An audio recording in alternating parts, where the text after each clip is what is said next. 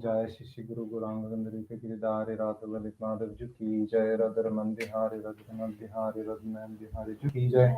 श्री गोविंद गोपीनाथ मदन मोहन जी की जय। राधा दामोदर राधा श्याम सुंदर राधा गोकुल नंद राधा रमन जी की जय। कृष्ण बलराम महाराज की जय। नित्य पृष्ठ विष्णु महाराज की जय। ओम विष्णुपाद परिव्राजक चय स्तोत्र सत श्रीमद् भक्तिवेदांत मधुसूदन गोस्वामी महाराज की जय।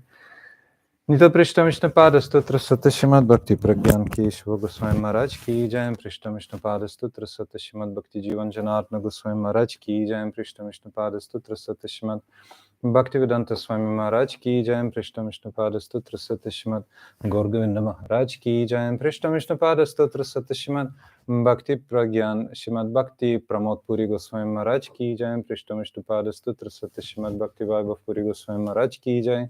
जो पृष्ठ विष्णुपाद स्तोत्र सत श्रीमद् भक्ति कमल गोविंद गोस्वामी महाराज की जय। पृष्ठ विष्णुपाद स्तोत्र सत श्रीमद् भक्ति राक्षसधर गोस्वामी महाराज की जय। को पृष्ठ विष्णुपाद स्तोत्र सत श्रीमद् भक्ति सिद्धांत सरस्वती ठाकुर शिल प्रभुपाद की जय। परम भागवत शिल गौर किशोर दास जी महाराज की जय। सप्तम गोस्वामी सच्चिदानंद शिल भक्ति विनोद ठाकुर की जय। वैष्णव सर्वभौम शिल जगन्नाथ दास जी महाराज की जय। श्री गौरीनाथ आचार्य शिल बलदेव विद्याभूषण प्रभु की जय। शिल विश्वनाथ चक्रवर्ती पाद की जय। शिल नरोत्तम श्रीनिवास श्यामानंद प्रभु त्राय की जय। शिल कृष्णदास कविराज गोस्वामी प्रभु की जय। श्री रूप सनातन भट्ट रघुनाथ श्री जीव गोपाल भट्ट दास रघुनाथ सद गोस्वामी प्रभु की जय। स्वरूप दामोदर रमानंद दी श्री गौर परिषद वृंद की जय। नमाचार्य शिल हरिदास ठाकुर की जय। प्रेम से कहो श्री कृष्ण चैतन्य प्रभु नित्यानंद श्री अद्वैत गदाधर शिवासदि श्री गौर भक्त वृंद की जय। श्री नवद्वीप मंडल की जय। ब्रज मंडल की जय। क्षेत्र मंडल की जय। त्रिभुवन मंगल श्री हरिनाम संकीर्तन की जय। चारों संप्रदाय चराचर्य चरधाम की जय। रसेश्वरी क्रियेश्वरी वृंदावनेश्वरी श्रीमती राधा ठाकुरानी की जय। अनंत कोटि वैष्णव वृंद की जय। समागत गौर भक्त वृंद की जय। निताय गौर प्रेमानंदे हरि हरि वो।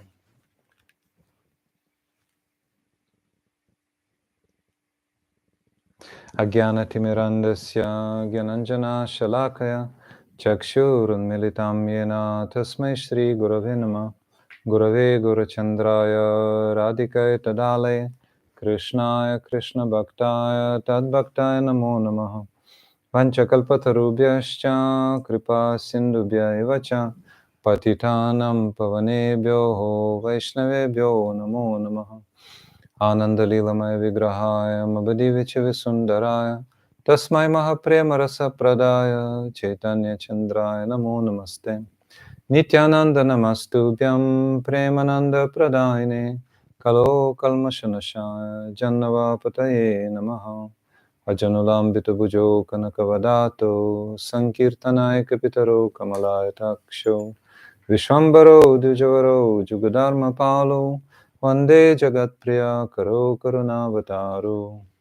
कनकजलादगत्रो नीलशोणब्जनेत्रो मृगमदवरभालो मालतिकुन्दमालो तरलतरुणवेशो नीलपीतम्बरेशो स्मरनिभृतनिकुञ्जे राधिका कृष्णचन्द्रो। तवैवस्मि न जीवमि त्वया विना इति विज्ञाय राधे त्वं नयमं चरणान्तिके। नमो भक्तिविनोदाय सच्चिदानन्दनामिने गौरशक्तिस्वरूपाय रूपनुगवराय ते। श्री कृष्ण चैतन्य प्रभु नित्यानंद श्री अद्वैता गदाधर श्रीवासादि गौर भक्तवृंद। हरे कृष्णा कृष्ण कृष्ण हरे हरे हरे राम राम राम हरे हरे। हरे कृष्णा कृष्ण कृष्ण हरे हरे हरे राम राम राम हरे हरे। हरे Krishna Krishna Krishna Hare Hare Hare Ram Ram Ram Hare Hare. First of all, my unlimited Dandavat pranams to the lotus feet of Srila Gurudev, Nitya Pravishta. Om Vishnu Pada Stotra Sata Shrimad Bhaktivedanta Narayan Goswami Maharaj. My Shiksha Gurudevas, Om Vishnu Pada Stotra Sata Shrimad Bhaktivedanta Madhusudan Goswami Maharaj, Shrimati Krishna Priya Thakurani. and also Srila Bhaktivinoda Thakur, the author of Sri Vaisnava-siddhanta-mala, the book we're continuing to listen today, and also to dear devotees here in Groombridge. Chandrika Kunj, at the lotus feet of Sri Radhan Madan Mohan, also dear devotees and friends online, and those who are listening to us in recording. So today's our final meeting here in Groombridge, and one before last in this UK tour.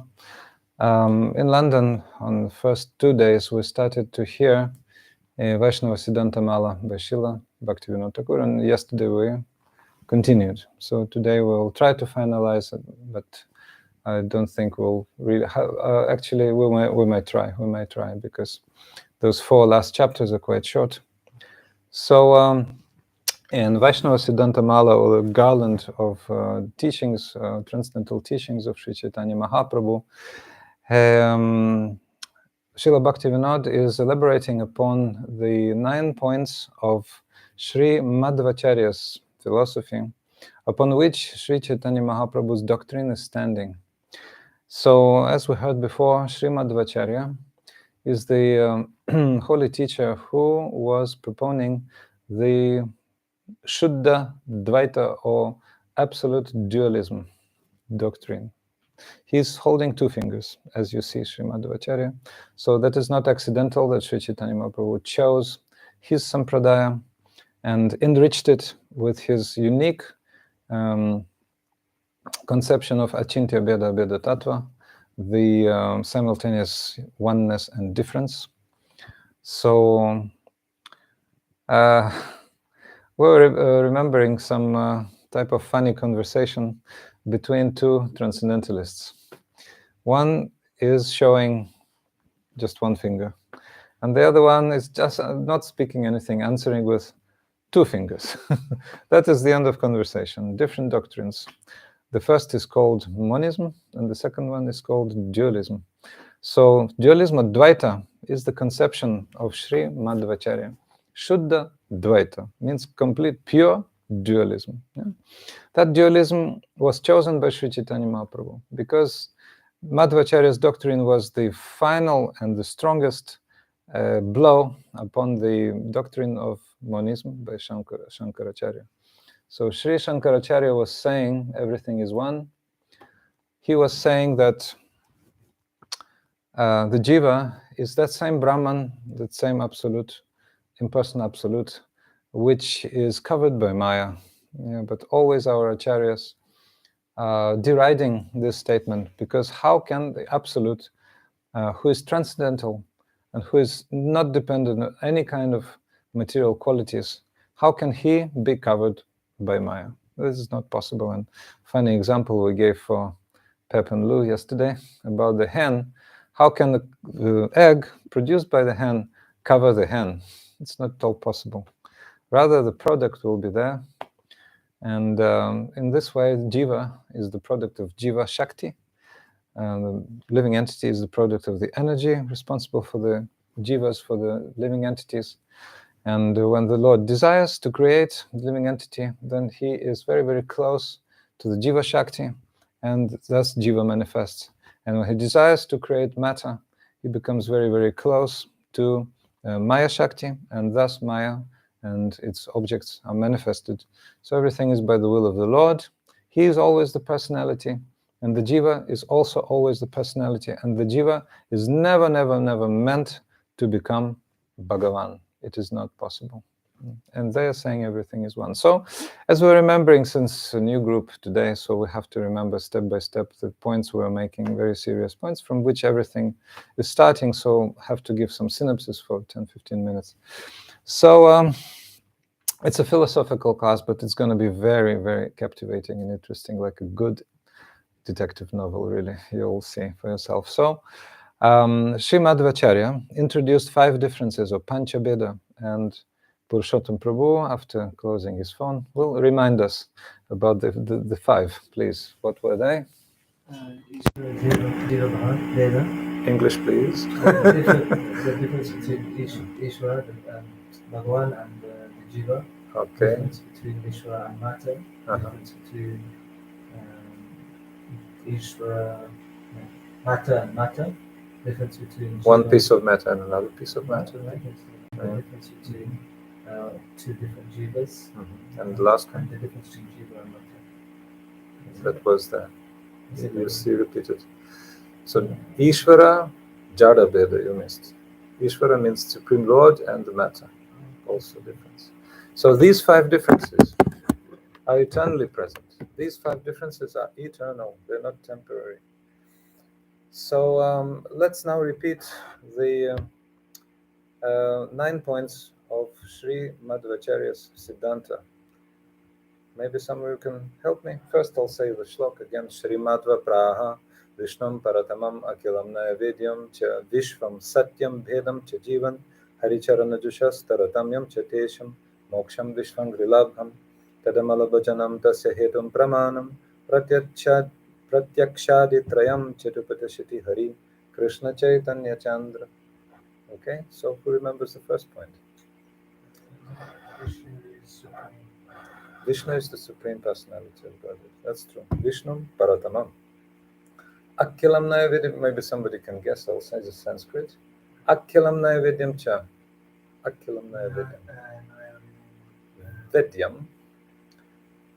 The goal of studying Vedic scriptures is to know Him.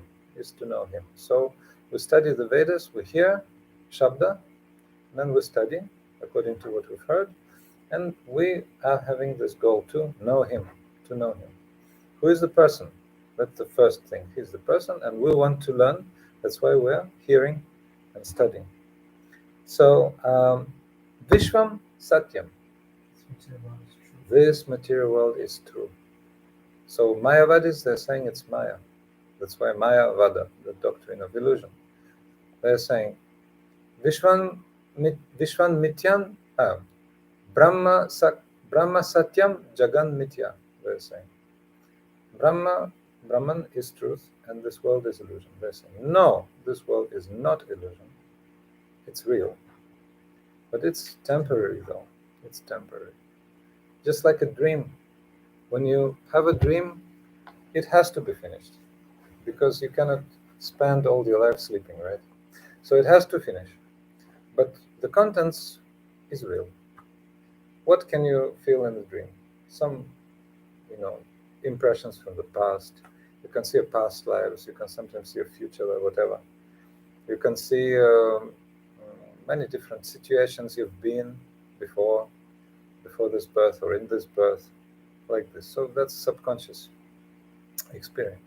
But it will finish in a few hours, and you will again wake up. If you're fortunate, you can remember it. But it's temporary. That's the thing. Okay, Satyam, Vishwam Satyam. Bhedam cha Jiva.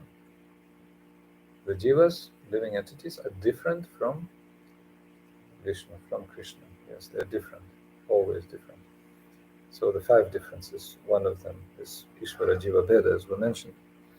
So Hari Charanajushas, they go together. Hari Charanajushas, Taratamyam Chetesham. Hari Charanajushas, some Jivas are what? Come on. Nitya Mukta. They are always serving Bhagavan. They look, what's that?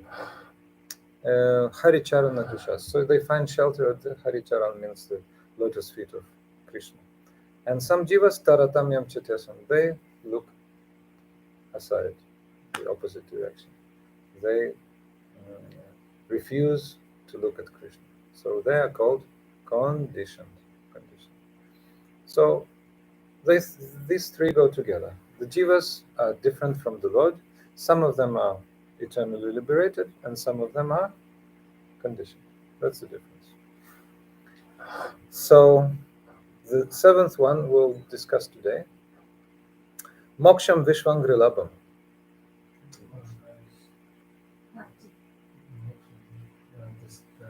Actually, yeah, but that's can you say again, some of you, can you say loud again? This? Yeah. Liberation means attaining lotus feet of Krishna. Vishnam, Vishwangrilabham. So you can say Vishnu or Krishna. Because in the impersonal sense, liberation means melting. So many people say everything is one, everything is one. 90-something% of everything which is coming from India nowadays, everything is one. That's what they say. But no, you're never one with the Lord in the sense that you become Him. You never can become Him. You can never become one with Asim Prabhu or myself. No, we're separate, two sparks. You can never be united. People can be in love, etc., etc. Never can become one jiva. 1 + 1 always will be 2. You see? So also material objects never can become one. Individual living soul and a material object can never become one. Always the stick will be in my hand. It will not become part of my hand, like this. And the Supreme Lord and matter also. Matter is separated, although eternally connected as well, but separated. So the Lord gives full freedom for jivas to function, and for the matter also. But the matter and the jivas are also eternally related, eternally connected to Bhagavan. And they're actually acting according to His will. But some jivas are given, like all jivas are given freedom, but it's a bit different subject. Tadamala bhajanam tasya hetum pramanam. So, so far, in these 7 points, we were hearing about the sambandha, or the relationship between these 5. Ishvara, Jiva, Prakriti, Kala, and Karma. 5. How they are interrelated. This is called sambandha. Then abhidaya is the spiritual path, bhajan. And the goal is prema, prayojana. So, number 8, tadamala bhajanam tasya hetum pramanam. Tadamala bhajanam. So the path is bhajan. The path is pure devotional service, shuddha bhakti. And the goal is prema. And to establish prema, we need some proofs, some pramanas to establish something. So these pramanas are 8 in number, or 10 from other sources, 10. We were saying that Srila Gurudev is explaining that in his commentary to Madhurya Kadambini, and also in Jaiva Dharma, that's explained. But the main ones are 3. Which are they? Purushottam. No. Pratyaksha, number 1. Pratyaksha, Hanuman, Shabda. Explain. Sabda is the spiritual sound, or the scriptures, or what the Sampradaya speaks. Yeah. Pratyaksha? Pratyaksha is what's understood through the senses. Yeah. Right? Direct perception. Right. Pratyaksha means direct perception. And Hanuman is logical. logical. So when there's a smoke, it's fire, like this. If you see the smoke, it may be fire, or maybe not. That's why this pratyaksha, which is done individually, without reference to shabda, means to the word of the scriptures or to the Vedic sound, it may be imperfect. It said, seeing means believing. If you see the fire, if you see the water in the desert, we're sure that's water because that's our experience. We see something glittering far away, but we see, no, it's a mirage, actually. Then we understand it's a mirage, so it's not perfect. And around the corner there's smoke. We think it's fire, logically, but it may be no fire, because the firewood was wet. That's it. So that's why when the scripture is saying, or when the Vedic sound is confirming that, okay, that is the water and that is the fire, or Guru is saying, look, this is water, then we believe. We cannot see that well, but it's hidden somewhere in the desert. So Guru knows, and he says, that's the water. And he says, that's actually fire. We can trust him completely, but individually we can see and think, oh, maybe there's no fire, only smoke. But if Guru says, then we accept. So, in this case, direct perception is absolute, because it goes in line with Shabda, with scriptural reference, or with the word of Guru. You see? This, what's a Vedic sound? Shabda means the word. No? Okay, so we've just remembered the 5 points of Bheda, of difference, of Shuddha Dvaita, philosophy of Sri Madhvacharya, and we've revised the 9 points of Sri Madhvacharya, upon which the whole philosophy of Sri Gauranga Mahaprabhu is standing. And today we're continuing with chapter 7, which is about the souls, the jivas. Yes, Yamuna. What's that? The path is number 8 and the goal is number 9. Yeah, that's it. But the goal consists of like 3 pramanas, pratyaksha, anumana, shabda.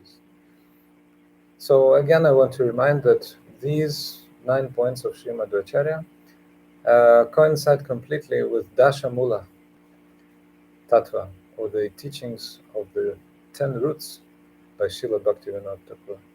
And in those 10 roots, also all philosophy of Sri Chaitanya Mahaprabhu is there. So, like for those of you who can hear this for the first time, this is reference for the future. Study, individual study. But in this particular case, we're recommending you to take up the book Vaisnava-siddhanta-mala we're examining today. So chapter 7, different grades of souls. This book is built up as a set of questions and answers on each subject. So this point is about the different kinds of souls, because the souls, as you remember, are always different from Bhagavan. Chapter 7. Question: are all the souls of one type, or are there different gradations amongst them? Answer: there are different gradations amongst the jivas. Question: how many gradations are there? Answer: there are 2.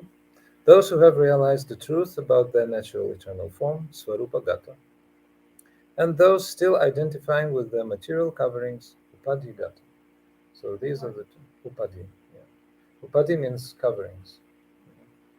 Srila Rupa Goswami in Bhakti Rasamrita Sindhu, when he was speaking of Shuddha Bhakti, pure devotional service, he said, Sarva Padi Vinir Muktam Tatparatvena Nirmalam Rishikena Rishikesha Sevanam Bhakti Ruttama. After Anya Bilasita Shunyam shloka, he uttered this. This is 1.1.12. He's saying, Sarva Padi Vinir Muktam. When you're free from all, what's it called? Either coverings or no. Upadhi means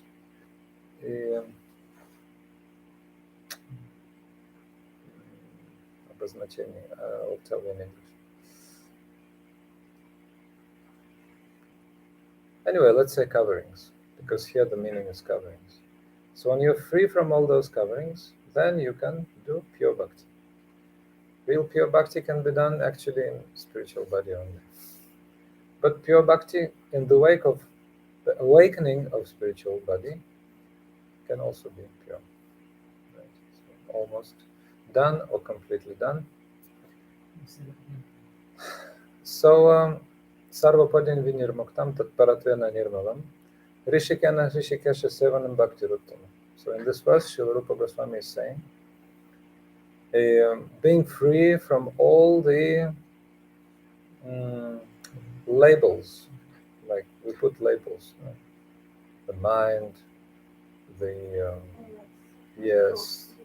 false ego, all those things. So when you're free, Sarvapadi Vinirmuktam Tatparatvena Nirmalam, then you can serve Krishna purely. Rishikena Rishikesha Sevanam. Serving with your senses to the Lord of the senses, Rishikesha. This is called pure devotional service. So this verse is actually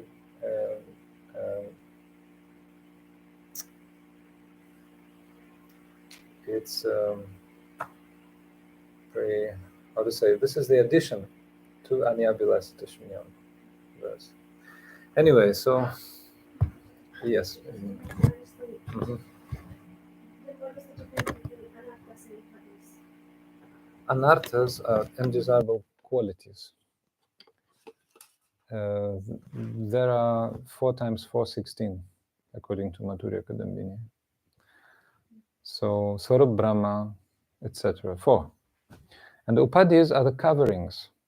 So for example, false ego is a covering. Materialistic mind is a covering. You know, the senses which are polluted by sense objects, the impressions from sense objects, this is covering. The false impression we get. You know. So if the upadis can be, because anarthas are so embedded, that means, this is a stupid question. These anarthas we cannot do on our own. We need Same about upadis. We cannot do anything on our own. Let's see. This process, we can. Haribol? Haribol? You all right? Okay. We just discussed in Yeah, our yes. language. Yeah, okay. The right word. Okay, so the question was if we can do the anarthas and upadis on our own. Actually, we cannot. This process, we cannot follow this process on our own. We cannot do anything on our own. Everything depends on the higher source. So we have to go in line with the higher source. Okay, so we're continuing, right? If everything is okay, settled. So what are the natural coverings of the soul? The next question, which we're just discussing. So now let's hear the answer. Answer: because the living entities are opposed to the service of Krishna, the deluding potency Maya covers their eternal spiritual form. This illusory covering is the soul's material designation or upadi. Oh, designation, that's the word. I couldn't remember. Designation. Or also covering, we can say. Designation is a bit of an ambiguous word, isn't it? Yeah. Let's listen a bit more and then we can discuss. Question: why do all souls not remain in their true position, free from material designations? Answer: those souls who accept nothing other than service to Krishna as their eternal occupation and who do not give up their constitutional position are always free from matter and are eternally inclined towards the favorable service of Sri Krishna. On the other hand, those who think that material enjoyment is their real self-interest and who thereby forget Krishna are bound in this prison house formed by the illusory material energy, Maya. Interesting question. Next one. Krishna can do anything. If he could protect the living entity from this unfortunate misconception, what would have been that would have been very good. Why hasn't he done so? 16th chapter of Jaiva Dharma is full of such questions by Vrajanath. He's saying, Krishna knew that this path is so troublesome. Why didn't he create an easier path? Well, then Babaji Maharaj is answering, Krishna is full of Krishna is Kripamaya. He is full of mercy. But also he is Lilamaya. He is full of Lila. He is full of pastimes. So don't forget that it's Krishna's desire that we're here and we're experiencing different troubles, to put it mildly, or rather to say sufferings, you know. So that is also his Lila. But he is giving Kripa, he is giving mercy by coming as Guru. And our first Guru is whom? We're discussing this morning, Sri Chaitanya Mahaprabhu. He is the first Guru. He is giving us golden chance. Mahaprabhu is so merciful, Nityananda also. They're just running after Jivas and saying, hey, Jiva, stop, come to me. Why are you running away? Why do you want to enjoy independently? It will bring you suffering. Like this. So just take this holy name, take this holy name. Nityananda Prabhu was begging, please, everyone, say Hari Bol one time, Hari Bol. Even Jagai Madhai, you remember? Story of Jagai Madhai? Have you heard?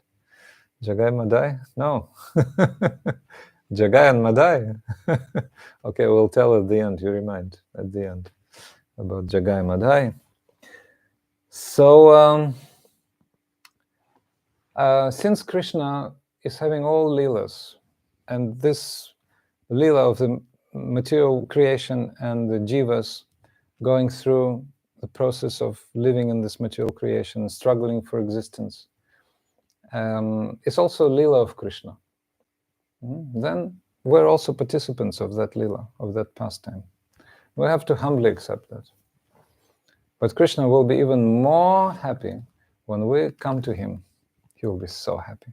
Actually, he's looking towards that. He's waiting for that. When will Jiva glance at me? He's just looking. He's neutral, but also he's very much loving. He's neutral to all. You want to enjoy, please enjoy. Enjoy. But as neutral Paramatma, he can observe. But then when Jiva turns towards the Lord, then the Lord becomes very, very happy. So when the Jiva realizes that by her turning towards the Lord becomes very happy, then consciously Jiva is taking that up, making that choice. So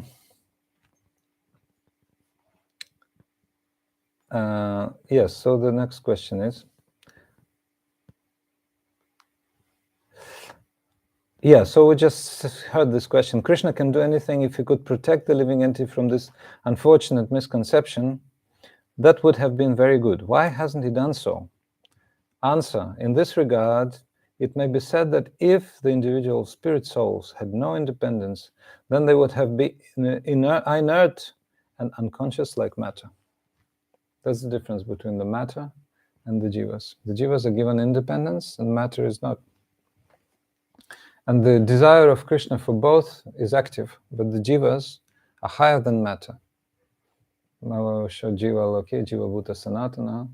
Krishna is saying, in the 7th chapter also is saying, he's mentioning the material energy, the 8 elements, but the jiva is above them. So they could not attain the bliss of independence that is inherent within conscious entities. So then question, then what is the Swarupa, or eternal nature of individual souls? Answer, the soul is a spiritually conscious entity and his nature is blissfulness. So Srila Bhakti Rakshakshidhar Goswami Maharaj used to quote that Upanishad, I think, verse, that we're the children of nectar. Amrita Putra, yes? It's children of nectar, we're sons of nectar. How many gradations are there among souls situated in their natural, eternal position, or Swarupa? So, first, the 5 rasas will be mentioned in spiritual world, and then the levels of consciousness of jiva in this material world will be mentioned. Answer, in the spiritual world, there are 5 types of eternal relationships, or rasas, with Krishna, and there are gradations amongst the souls within those rasas. Have you heard about the rasas? Shanta, Dasya, Sakya, Vatsalya, Madhurya. 5 primary ones, and there are 7 auxiliary ones: laughter, wonder, chivalry, compassion,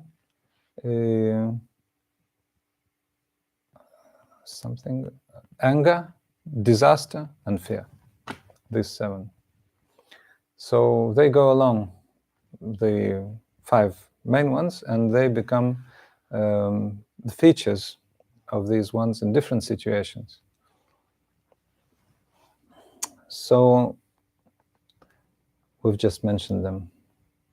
Neutrality, Shanta; servitude, Dasya; friendship, Sakya; paternity, Vatsalya; and conjugal affection, Sringara. So these 5 plus 7 constitute 12 rasas.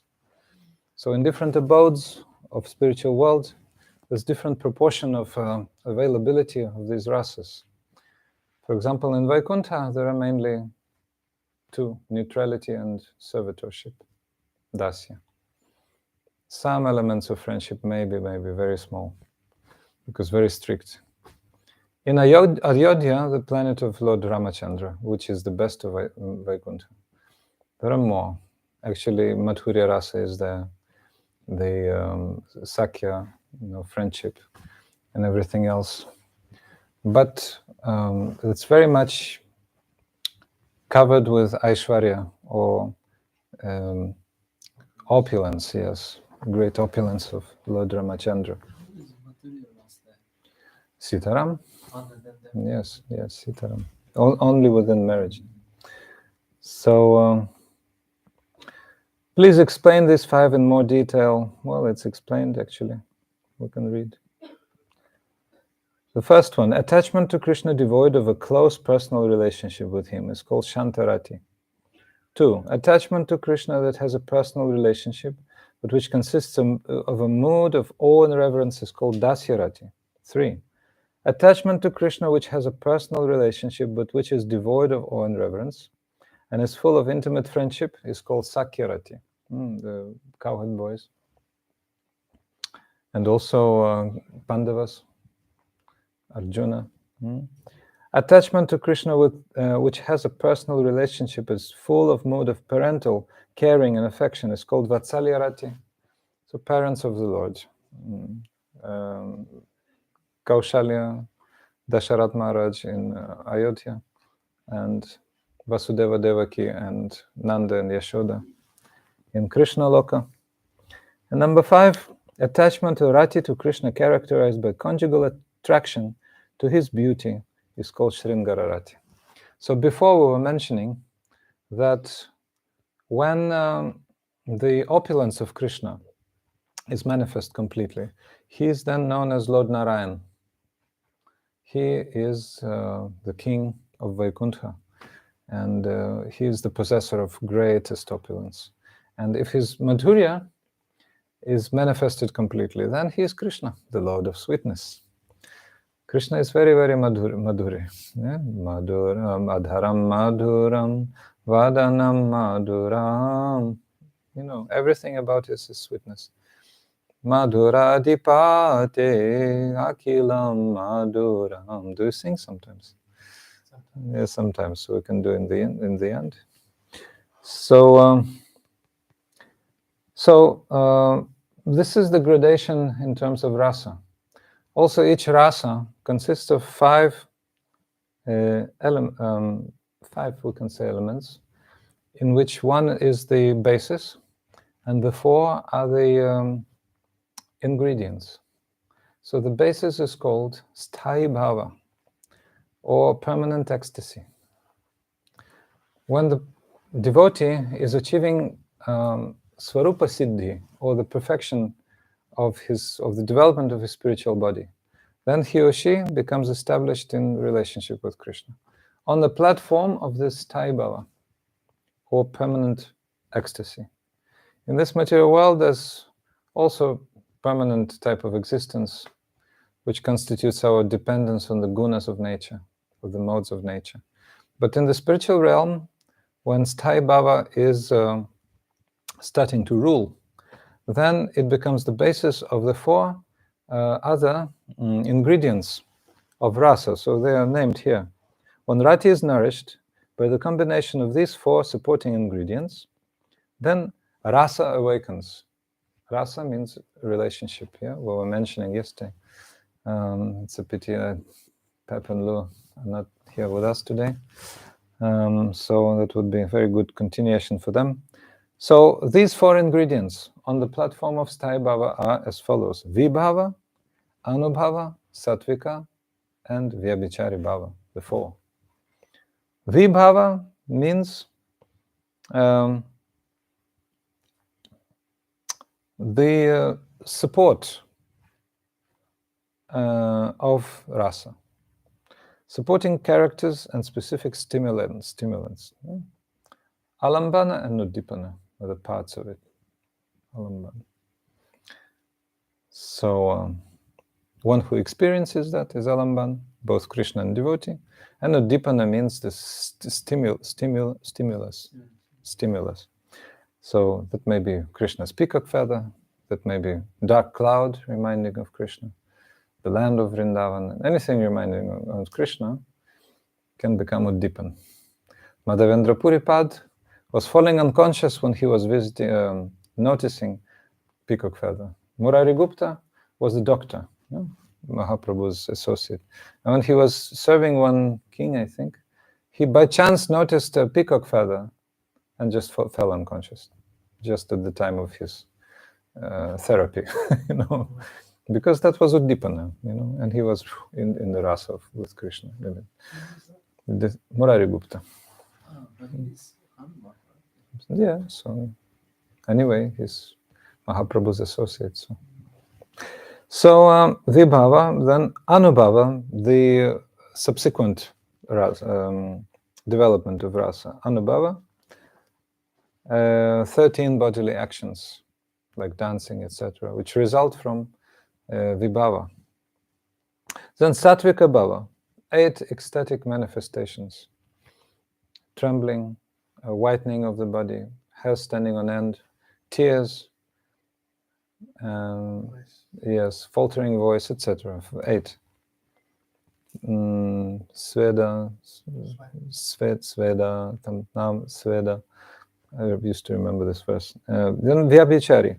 Vyabhichari bhavas are transitory ecstatic emotions, and numbering 33, which come as waves, and they decorating the whole. This is called rasa samagri, the ingredients of rasa, the whole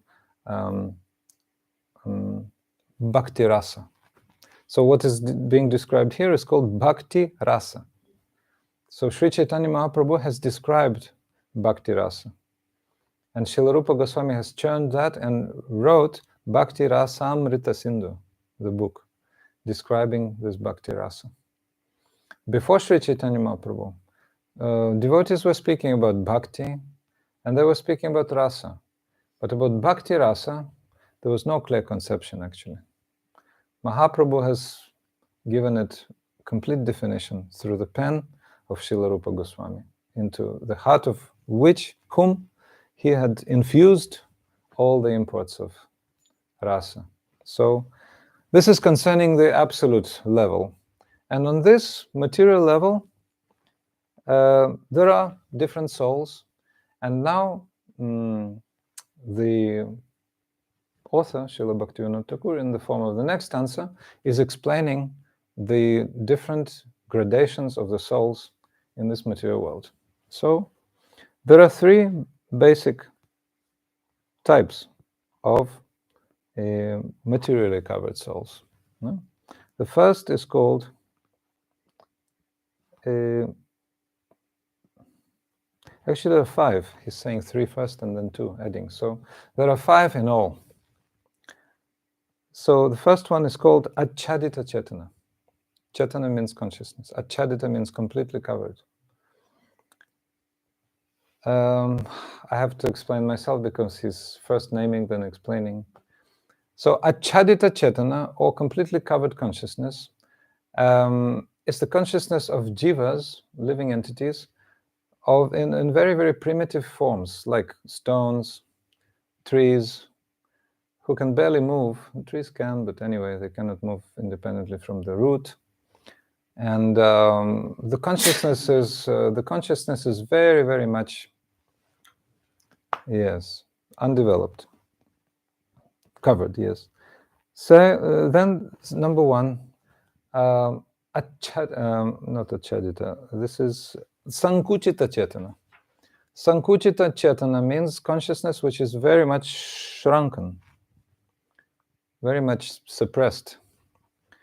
Animals, birds, reptiles, etc. So here in England, so many people have dogs, and a good master of a dog will say, "Oh, my lovely one, I know if you could only speak, you would speak, but you cannot speak. You cannot speak. This is the limitation." Some dogs can try, some cats also, etc. So parrots can speak, but still consciousness is, that speaking is quite primitive, mechanical, They're just imitating, so they cannot really. In spiritual world, the parrots are quite different. They can speak poetry, they can sing. Hand parrot of Srimati Radhika flies to Krishna and then listens what Krishna is saying, then flies back to Radhika and tells everything. Here there are no such parrots. So anyway, their consciousness is shrunken. Then number 3, mukulita chetana. Mukulita means budding, just bud is coming. So this already belongs to the human level, this budding consciousness. Okay, so speaking about human consciousness, there are 2 more. Vikasita chetana means developed consciousness, or opened, like a bud, right? Open bud means flower. Yeah, so open consciousness. And then purna vikasita means fully developed or fully opened. So that's already like the flower in its bloom, yes, in its prime, whatever, in its bloom. So the vikasita, purna vikasita. Purna vikasita means fully developed, because here's a bit different classification. I'm going through according to Java Dharma, as I remember. So Java Dharma. Okay, so let me just continue with this Java Dharmikam. So far, I'll return to the text here. So according to Java Dharma, there's a description of human consciousness. So as you remember, we've just mentioned the 3 types of human consciousness: mukulita chetana, budding; vikasita chetana, opened or blooming, and purna vikasita, fully blooming. Okay, so these 3, they are classified according to 5 separate categories. There's 5 separate categories. The first one is immoral atheists. That's the first category. Immoral atheists means demons. Very primitive people. Some of them are tribal cannibals, eating human flesh and worshipping ghosts, or worshipping some materialistic people. Atheists, basically atheists. If they worship ghosts, they're atheists. If they worship material people like Hitler, Stalin, etc., they are atheists also. Then the second level is moral atheists. This is a higher level. So atheistic states, China, Soviet Russia used to be atheistic. I was born in that. Soviet Lithuania, not Russia completely. Anyway, so they had some morality, and actually it was quite well maintained. But at the head there was a human. North Korea, comrade such and such, ki jai, he's our God. We don't need God because we have our comrade, who has come in the human form, and dandavat pranam to him. That's a guru, but complete materialist. What's that? The sun of the nation. The sun means solar time. So these people are completely materialistic, but they have, although being atheists, they have moral principles. So in Soviet Union, there was a moral code of the communism builder. Moral codes of communism builder. It was very biblical, like, thou shalt not steal, thou shalt not kill. Those things have to be very much devoted to the ideals, of Communist Party, etc., etc. So moral atheism. But atheism as such is completely demoniac. It keeps a person in complete ignorance. And such people, they think that a human being is like God, There's no need of God because the human is crown of creation and can do miracles and can, block the rivers and climb the mountains and fly into space, etc., etc., etc. So that strong cult is still there. People have to worship someone. So so this is all mukulita chetana, just budding consciousness. Atheism, both moral and immoral, belong to mukulita chetana, or budding consciousness. Then next level is moral theists, or believers otherwise. People go to church, people have their beliefs, people recognize certain religion, people recognize certain tradition, people certainly have moral codes, so many, thou shall not kill, thou should not steal, all those things. But it's not perfect, you know. It may be not perfect because people think that animals have no soul, plants have no soul, they have no knowledge. Only human can have soul, etc. So that's quite limited. Also, different grades of religion are there, but that's a separate subject. Then this is already budding. I'm not sorry. This is already blooming consciousness, vikasita chetana. Also, the next stage is sadhana bhakti. Sadhana bhakti means the conscious following of the process of regulated devotional service. One wakes up and takes up to yoga or chanting the holy names, samsara, davalana, lidaloka, every morning, evening to night. Everything is related to Krishna, more or less, certainly according to possibilities. But if a person has an ideal, okay, I have to become a bhakti sadhaka, I have to follow bhakti consciously, this is higher than the beginning or just being a believer, right? Just follow some religion. And this is blooming consciousness of higher range, so more blooming consciousness, let's say. And finally, the fifth level, which is the best level, the highest level, is Purna Vikasita Chetana, of fully blooming consciousness, which corresponds to the level of Bhava Bhakti. Bhava Bhakti. So on the level of Bhava Bhakti, devotee has already realized what is called Svarupa Siddhi. Svarupa Siddhi means the perfection of one's spiritual form. That devotee knows who I am in spiritual world, who is Krishna, how I'm serving Krishna. Such devotee, like in Srila Rupa Goswami's words, lives in Vrindavan, and by following the great Rasika devotees, is living in this world only by, like mechanically, only formally. Seva sadhaka rupena, siddha rupena chatrahi, tadbhava lipsuna karya vrajaloka nusarata. So such a devotee, by his sadhaka body, means material body he or she, follows all limbs of devotion, hearing, chanting, remembering, worshipping the deities, doing the parikrama, serving prasad, so many things. But within his eternally conceived form, Siddha Rupena, he is serving Krishna constantly.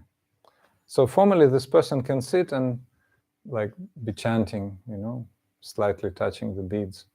But internally, he's with Krishna. Having realized his rasa, already participating in the internally conceived pastimes of the Lord. So in the first chapter of Jaiva Dharma, this is shown. Paramahamsa Babaji had just met Babaji Maharaj, Premdas Babaji Maharaj, and practically on the following morning, when the sun was rising, they were sitting next to each other, and Sannyasi Thakura had just taken the process of chanting and had just become the devotee. And immediately, since he was Paramahamsa in impersonal line, he awakened his Siddha Swarupa, his eternally conceived form.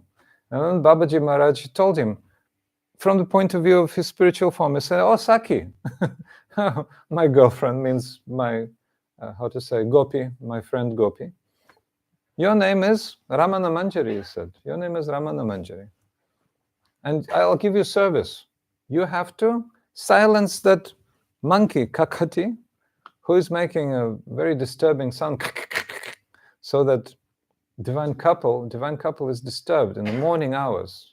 So that was early morning, and in the sadhaka bodies they were chanting, by touching beads, and then in the siddha sharira, in the internally conceived bodies, they were serving Shishirada and Krishna.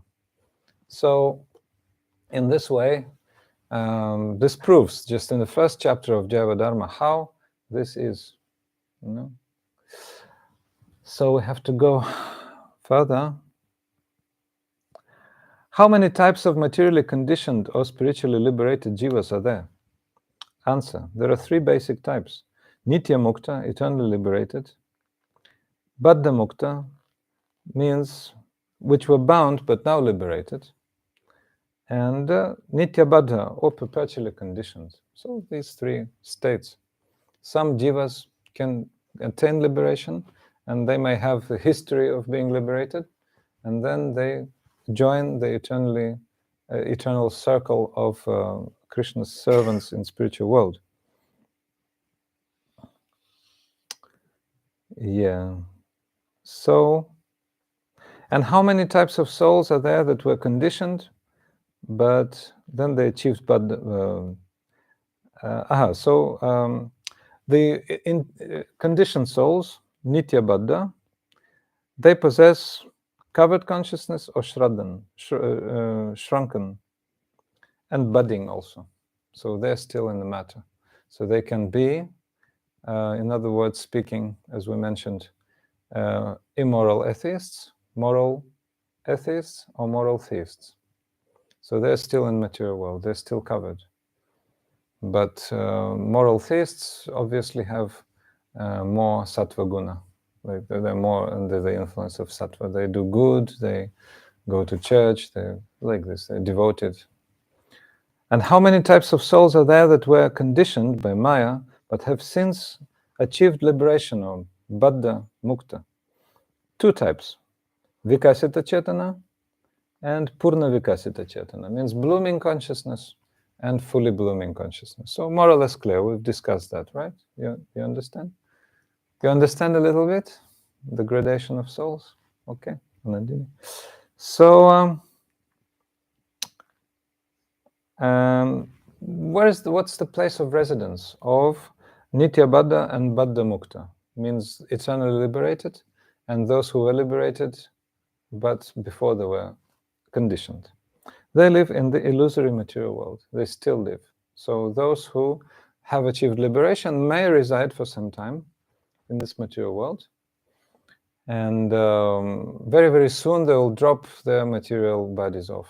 They will just, material bodies will not be able to maintain the, purity of their conception, of the level of their consciousness. So they will drop off those material bodies very soon.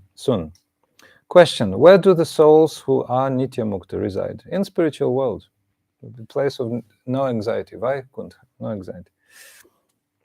Question, how many types of Mukulita Chetana Jivas are? Okay, so he's speaking a bit more words here. We'll just do synopsis. Uncivilized tribes, ignorant people, civilized races, but they're engaged in materialistic knowledge, and they have no conception of God. And also races which have no belief in personal God, but which are very developed in terms of morality, like Buddhists, no conception of God, Buddhists, but developed in morality. And certain more religions also, no conception of who is he, what's he doing. When I'm with him, what will I be doing? Will I be seated on a cloud nearby? How round or how big my nim will be when I'll be next to him? Will I have wings or not? Will I be an angel? It's never known. So that's why. Also, races whose ethics are endowed with a philosophical basis and have faith in a speculative conception of God, like karmavadis, karmis. They have no conception of God also, etc., etc.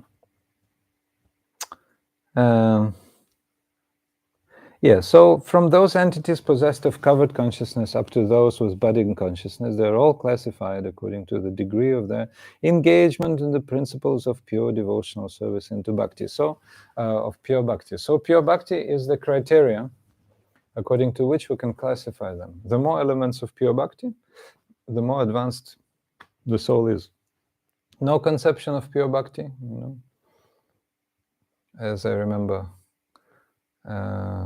Chinese in one movie, one historical movie about how those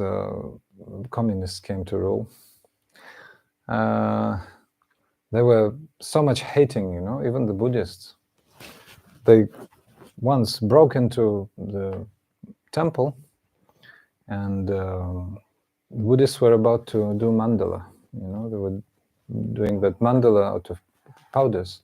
So they just roughly stepped on that mandala. Religion is poison. That's it. This is a dharma. No dharma means dharma. So complete darkness. No pure bhakti. And some elements of bhakti in Buddhism, Christianity, some elements of pure bhakti.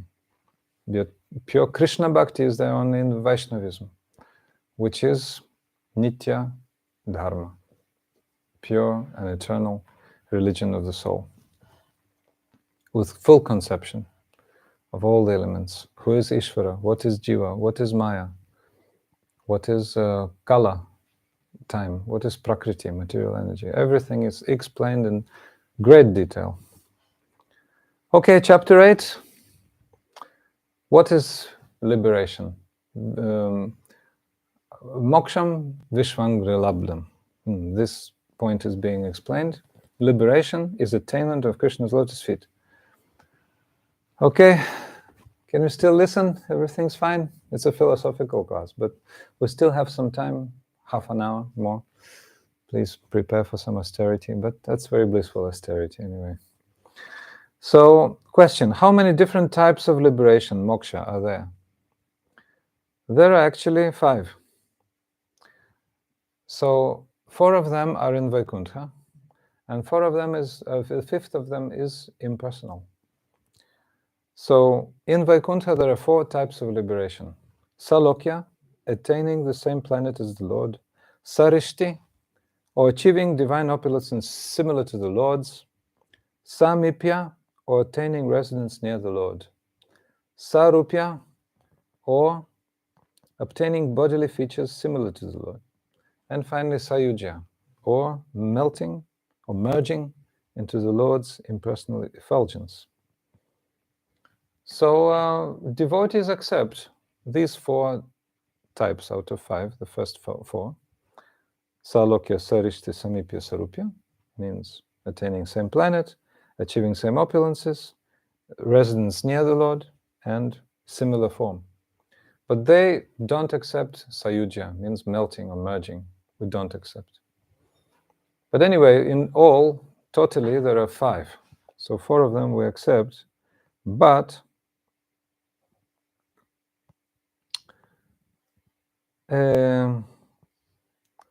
I can tell you that the devotees of Vraj, Vrindavan, are not desirous even of these 4 permitted types of liberation.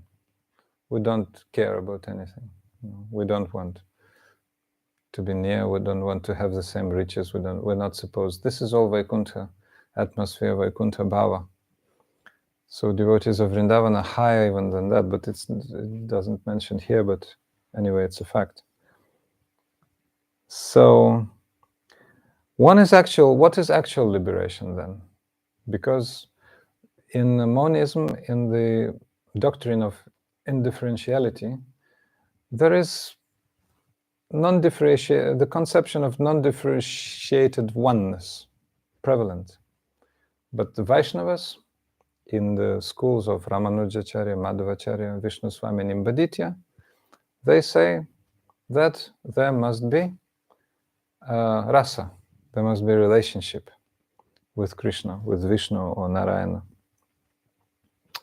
So that's why the answer is, actual liberation is to attain the shelter of the lotus feet of Sri Krishna with our pure spiritual form. Question, why is the attainment of the shelter of the lotus feet of Krishna accepted as liberation? Because many people think, oh, this is some form, and if it's form, it must be material. That's why there's no question of liberation. Because according to that conception of liberation, it pertains the complete freedom from any form whatsoever. So they think, as they're sure of that, when I drop my bodies, means gross and subtle, then I will become formless. And the absolute will be also formless. That's what they think. So from that point of view, this question is coming, and the answer is, Attaining the shelter of Sri Krishna's lotus feet and becoming free from any relationship with matter occurs simultaneously. So, liberation is a free addition to the development of spiritual body. This body is liberated automatically. Spiritual body is liberated automatically. So mukti, it's said, comes with folded hands and saying, "How can I serve?" to the devotee. But the devotee is not interested in liberation. And he's saying, as British people are saying, "I'm all right, thank you." I'm all right for the moment. I mean, I'll do without. But the maidservant in the form of liberation will come anyway and do the needful. And the devotee will never even notice. He's not desirous of liberation. Not desirous.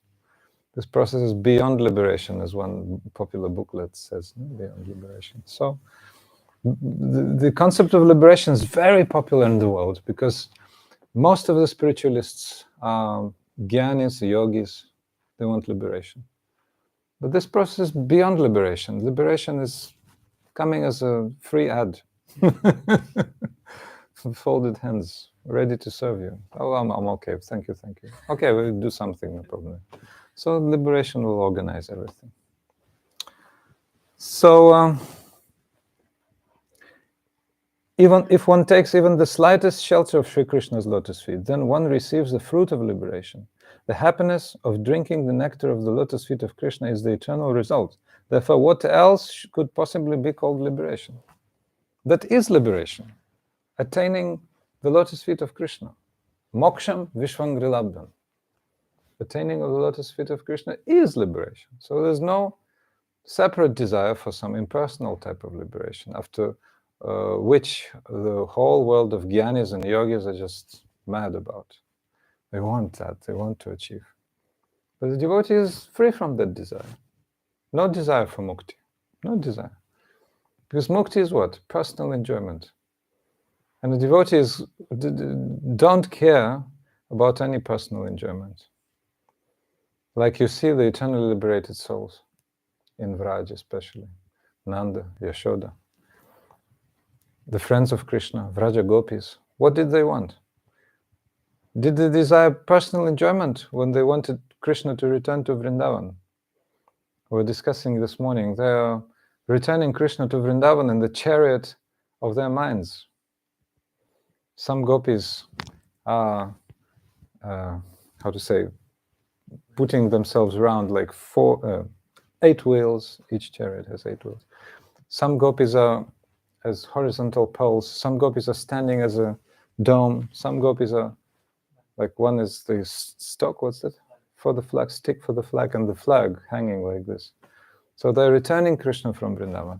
For their pleasure, never, because they know that Krishna will be happy only in Vrindavan. But his desire is different. His desire is to go to Dwarka. His desire is to immerse the Vrijbasis in the ocean of separation. Because the separation is what?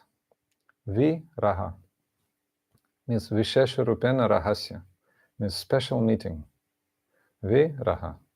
Special meeting, actually. That's what separation is. So they want Krishna to be happy. And they know that Krishna will be happy only in Vrindavan. So this is their motivation. Krishna's happiness. Yes, please illustrate this by example, that attaining the lotus feet of Krishna is liberation. Answer. The lighting of a lamp is the dispelling of darkness, and the dispelling of darkness occurs simultaneously. In this example, darkness represents the principle of impersonal liberation, and the lamp light represents the nectar of the lotus feet of Krishna. The light of the lamp is eternal, while the dispelling of darkness is not, as it exists only for a particular moment, whereas the illumination of the light is eternal. So very easy. When the person takes shelter of lotus feet of Krishna, he sees, or she, that the lotus feet of Krishna are effulgent, naturally effulgent. So no need for the desire of any additional light. So liberation is like that effulgence. like freedom from darkness. So lotus feet of Krishna bring the freedom from darkness automatically. Okay, chapter 9. I think it will be last for today. Yeah, we'll try. Oh my God, it's quite long. Anyway, let's see how much we can do. So number 9, pure devotion, pure worship of Krishna is the cause of liberation. When you worship Krishna, then liberation comes automatically. Question: how can one get liberation in the form of attaining the lotus feet of Sri Krishna? Answer: one can attain liberation in the form of attaining the lotus feet of Krishna only by pure devotional service, bhakti. Question: what is pure devotional service? The service, devoid of any material contamination, performed by a soul bound by Maya, purely to become favorably inclined towards Krishna, is called pure devotional service, or Bimala Krishna Bhajan, Anyabilasita Shunyam, Gyana Karmadya Navritam, Anukuliyana Krishna Noshilanam Bhakti Ruttam. Constant cultivation of endeavors of body, mind, and words directed exclusively for Krishna's happiness and freed from any other desires, the karma, jnana, etc., and performed by the endeavors of body, mind, and soul, and also body, mind, and speech, and also by bhavas, by spiritual emotions, is called pure devotional service. Yeah, there are two levels here, Cheshtarupa and Bhavarupa. Cheshtarupa, the endeavors of body, mind, and words, and Bhavarupa is mood. So the mood is fully manifested on the level of bhav.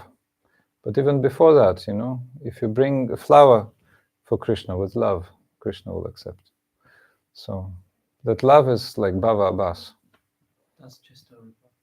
No, that's Bhavarupa. That's still Bhava. Yeah.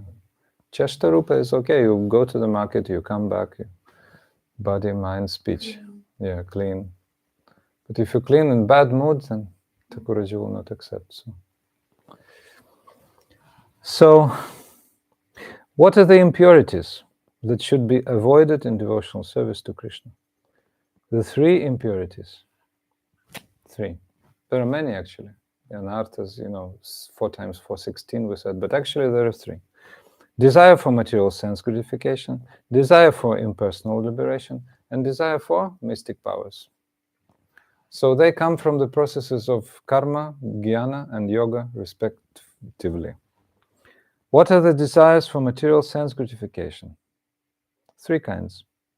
Desire for enjoyment, worldly sensual pleasures, desire for an enjoyment of attaining heavenly planets, and desire for the peace that comes from dry renunciation. This is called material sense enjoyment. Question: how will one maintain the body if one gives up the objects of the senses, religious principles that bring happiness in the next life, and renunciation? How will this benefit the world? How will this relieve one of the troubles that arise due to attachment for matter? So here Srila Bhaktivinoda describes how to adjust these things. Because we still have material body, we still have desires, senses, we still have renunciation, how to engage all this in Krishna's service? Answer: one should not reject the objects of senses or religious principles meant for the welfare of the world, or renunciation that brings about peace. Rather, one should abandon the attachment for and desire to enjoy the objects of the senses. So engage in karma yoga, engage in jnana yoga, dedicate everything for Krishna. So we have no separate desire to enjoy. We have to cultivate the desire to always help Krishna's enjoyment, Krishna's happiness. So Guru will help. We don't know Krishna too good, but Guru knows. So Guru says, oh, do this for Thakuraji, for Krishna, you do this. Make Krishna enjoy in this way or that way. So if we're in the line of Guru, then we take that up, and then Krishna will be very happy. How can that be possible? Answer: As long as one is following the system of varnashrama, means 4 social and 4 spiritual orders of society, one should continue following all the bodily, mental, and social duties that are necessary according to that system. One should perform all those activities in such a way as to directly assist one's cultivation of devotional service to Sri Krishna. One should not act in such a way as to create an obstacle to one's cultivation of pure service of Sri Krishna. In whatever situation one finds oneself, one should always nourish the tendency to engage in devotion by performing activities directly dedicated to Sri Krishna. By doing so, all of one's material activities, religious activities, and renunciation will lead one to ultimate perfection. So these are the basics of sadhana bhakti. Don't change anything. Just stay as you are. Make sure you don't violate the principles of bhakti. If your job is in some meat factory or alcohol factory, change your job. Yeah. And make your life free from those rough sins.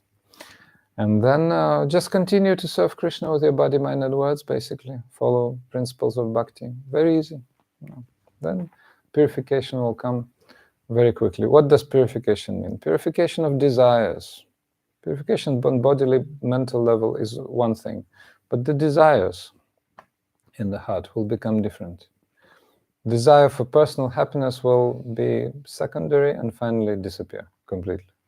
No desire for personal happiness. A mature devotee may agree to live under a staircase somewhere, under some stairs, in a dusty corner. No problem. If I'm making Krishna happy by my activities, I can live anywhere. Then Krishna will be happy. Yes. I just have some questions to ask. Mm-hmm. So if I imagine I look this in the way between us and us being at the stage of power, and it's I'm not just plus upadis and our desires. It's the Oh, aparadhas. That's the thing. Because upadis, like a bit different angle, but the real impediments are anarthas and aparadhas. So you can make just a seminar by reading Madhurya Kadambini.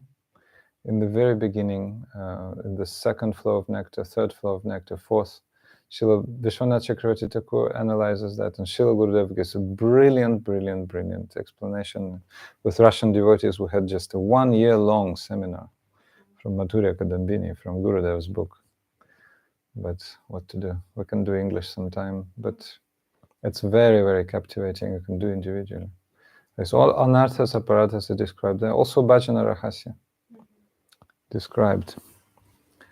And upadis are like more general, how to say, generalized. You can say dependence on the sense organs, on the mind, material covered consciousness. So when material duties are very different from spiritual reality, how will performing them nourish one's eternal spiritual nature? For example, a person is working in some advertisement industry. Sometimes he has to draw certain objects not so good for devotion, and or somebody who works as sportsman, sports commentator, whatever. Some strange professions can be there, and one becomes Hare Krishna. So how to adjust? The answer: the secret is to engage all the activities of the senses, all materialistic knowledge, and all material relationship in connection to the devotional service of Sri Krishna. Now, how to connect? Explained further on. One should engage all of one's senses in the service of the sacred deity from our form of the Lord, honor the remnants of food offered to him, prasadam, and continuously describe his wonderful qualities. One should also smell the sandalwood smeared tulsi leaves that have been offered to the feet of Krishna, hear and speak about his pastimes, be in contact with people and things that are related to him, take his darshan in the temple, and in this way increase one's attachment to Sri Krishna. As one gradually dedicates all activities to Sri Krishna, one's duties will not interfere with these activities, but rather assist in the attainment of spiritual perfection or the state of bhava. So, the purification of one's desires will happen automatically during the service, intense service. So if you come to Thakuraji, this is a very wonderful ashram. Thakuraji is here. It's a home temple, so all the neighbors, devotees can come, pray, So do your daily duties, perform your, what's that, nitya and naimittika karma, it's called technically, like your usual duties and your special duties, like a business trip, for example, special duty, serving some guests, as a grihasta especially. So, but dedicate everything for Krishna. In the morning you pray, in the evening you also pray, and then your desires will be purified gradually, not at once. Intense sadhu sangha, also blessings of the sadhus, blessing of great devotees will certainly play a very significant role, and gradually devotee will become free from all those impediments, and the desires will purify. Question: if I perform materialistic activities, karma, for the maintenance of the body, as well as eliminate all material desires, then will the attainment of samadhi by the process of jnana help me in my practice of Krishna consciousness or not? So the second body of those, obstacles are coming from jnana. The first one about karma we just heard. So question is no. Jnana will not help. There's no need to practice jnana separately. So what is jnana? Tendency to meditate on the impersonal feature of the Lord. If one is a devotee, why should one make separate endeavors for jnana? It makes no sense.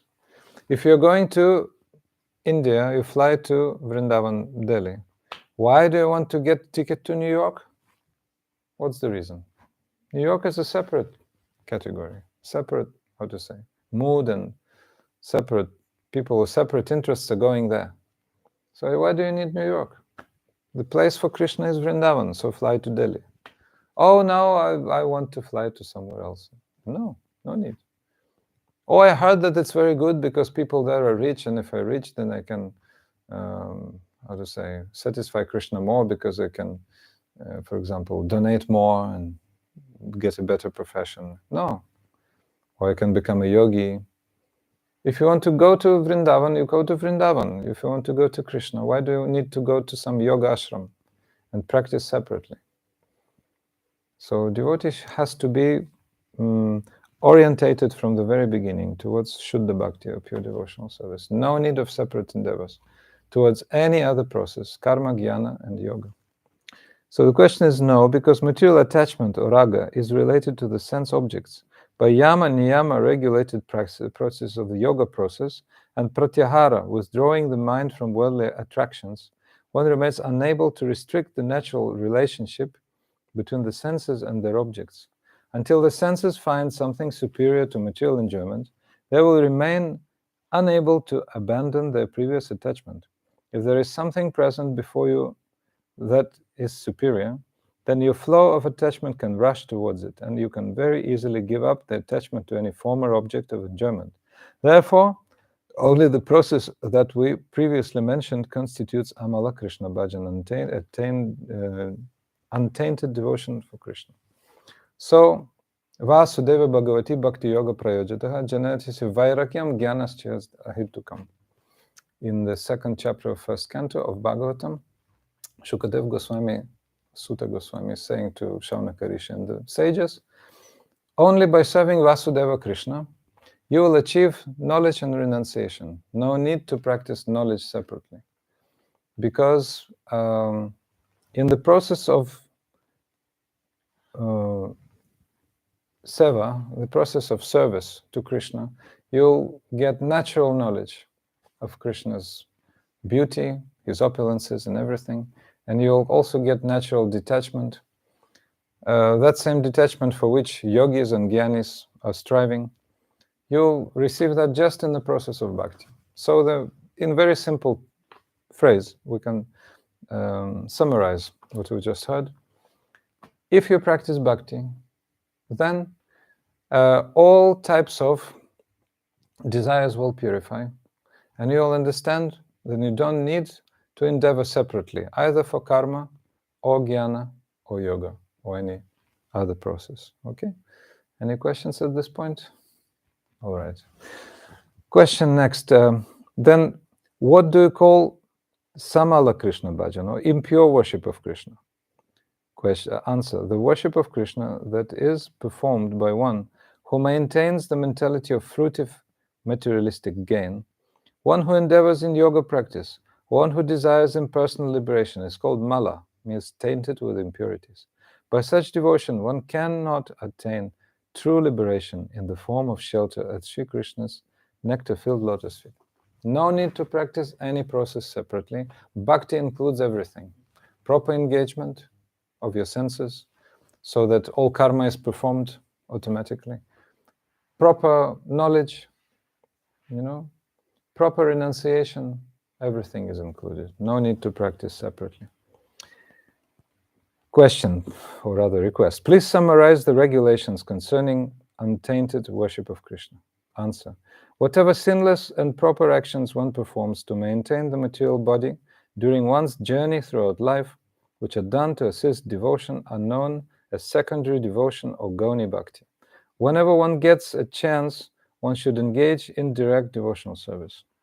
Question: how many types of direct devotional service are there?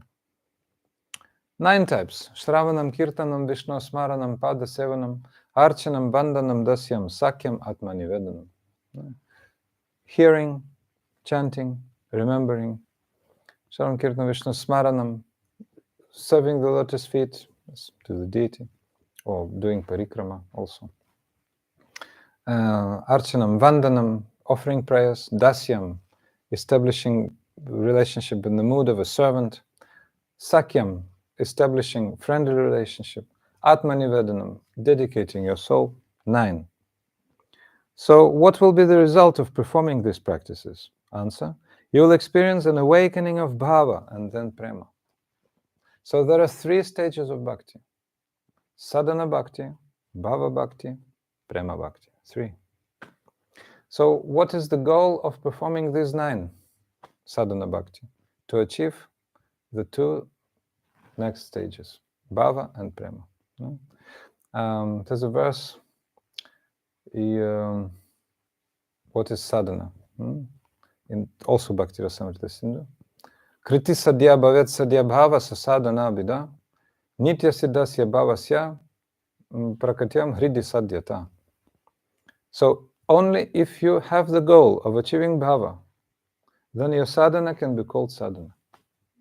And then the goal of bhava and then prema will awaken in the heart automatically when the time comes. That's how it will be. So otherwise, this is sadhana abhas, just a shadow of sadhana.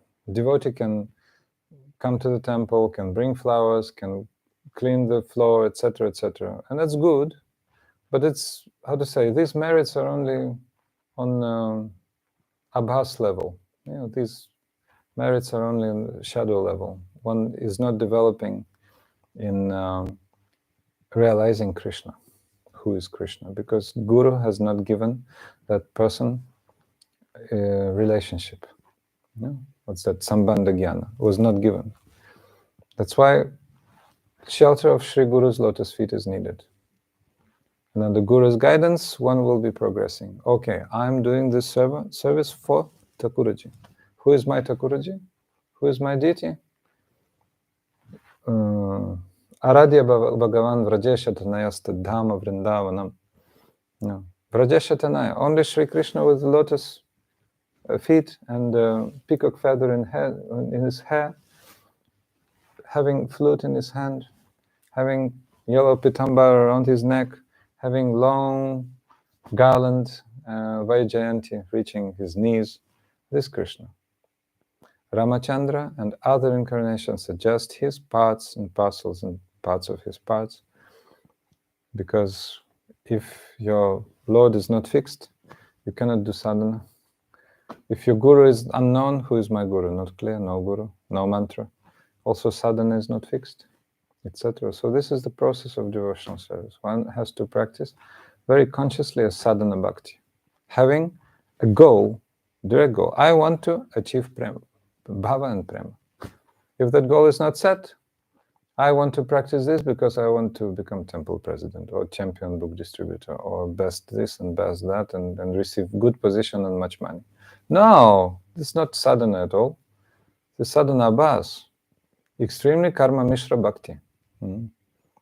Or I want to make some, progress in some mystic powers, etc. Yes? Just wondering if sadhana bhas is also growing shukri. Yes, it's growing sukriti, definitely. It's growing sukriti. Everything the person is doing for Krishna definitely brings bhakti on mukha sukriti. So on sukriti level, yes.